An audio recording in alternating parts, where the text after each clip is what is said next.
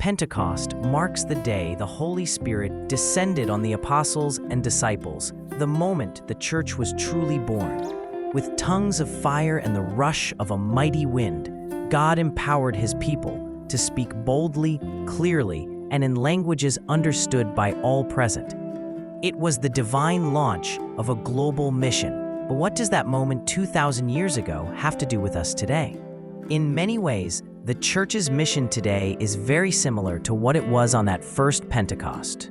Then the apostles were sent to preach Christ crucified and risen.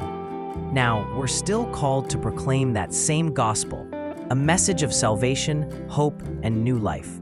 Then they spoke in many languages to reach people from every nation under heaven. Now we have instant translation, global access, and digital reach that they could never have imagined. Yet the Spirit remains the same. Then they risk their lives to tell others about Jesus. Now, while our risks may look different, we still face rejection, skepticism, and spiritual battles, but we also have unprecedented opportunities. So how can we, today, carry out the Pentecost mission? The apostles didn't wait for the perfect audience. They went out and spoke with fire, because the message of Christ mattered more than their comfort. We're called to do the same. Whether it's through public testimony, quiet one-on-one conversations, or even a post online. Ask yourself, am I bold about my faith, or am I hiding my light under a bushel? Where once they needed to speak in many languages, today we have the tongues of technology: YouTube, podcasts, live streams, text messages, and more. Imagine, a young person in Japan might hear the gospel because of a Christian TikTok from someone in Canada. That's the Holy Spirit at work through today's tools. The same Spirit that fell at Pentecost lives in you. He empowers us to speak, serve, and live in truth.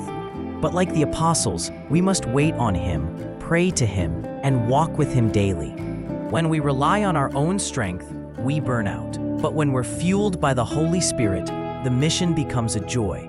Pentecost wasn't just a one-day event. It was the beginning of a movement, a mission that continues through you and me.